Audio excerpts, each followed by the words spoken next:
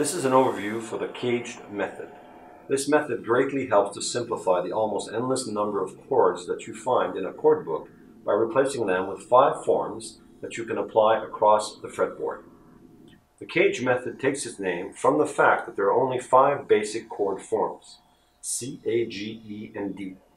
This figure shows the 5 forms of the CAGED system in their open positions. The X means that the string is not played, and the O means the string is played open. How can only 5 chords represent all the major chords, C, D, E, F, G, A, and B, and everything in between? Well, for one, E has the same form as F, and B the same form as A. Chords played in their open position will have one or more notes that are open strings. As you move up the fretboard, the open string notes are replaced with notes on the fretboard. For example, here is C and E. If you play the traditional C chord and you play this chord further up the fretboard, you will produce all the major chords within an octave of C. The same can be said of the A, G, E, and D forms. They can all be played all the way up the fretboard. Knowing this provides a wonderful simplification to what appears at first sight to be an endless number of chords that must somehow be memorized at every position. Here we see each form as it can be played up the fretboard and the chord name related to its position.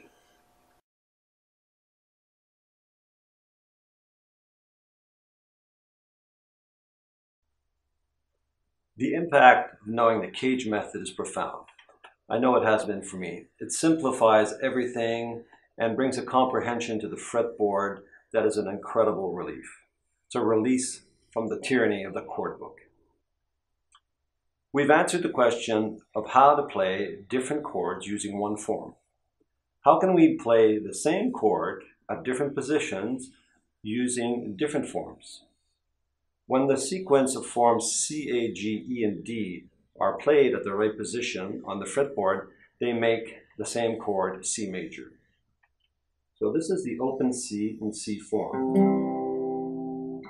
This is C in A form, C in G form, C in E form, and C in D form. Now the C form C and C form and A form C look quite different. How can they be the same chord? Well, let's look at the notes. C has C as the first note, E, G, C, and E. The A form C has C, G, C, E, and G. All the same notes in a slightly different order. The important thing is that we're playing the root first. So from our point of view, it's the same chord. Another way to look at it is to play the A form and slide it up the neck till we reach C major. So for example, I'm going to play the open A here as an A form.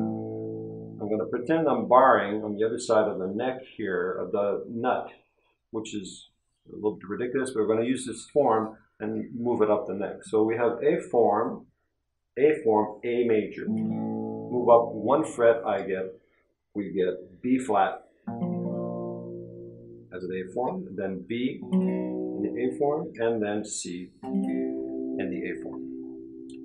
You can do the same with the other forms such as G and find the positions on the neck that correspond to C, and the same for E and D. As you would expect, there is a relationship between the CAGED forms and the major scales. More specifically, the different positions from which we can play the major scales. A position is a sequence of notes following a major scale interval pattern within 4 or 5 frets. Since each position will have the range of at least 1 octave, you will be able to find the lower and upper root of a chord formed in the position. Each one of these positions can be played anywhere on the neck. Here are all the positions together, showing how they interlock on the fretboard. The CAGED method not only simplifies chords, but also scale positions, as they also correspond to the basic forms. You will find a link to a chart in PDF format giving all the positions below the video, as well as the material we covered here. I hope this helps.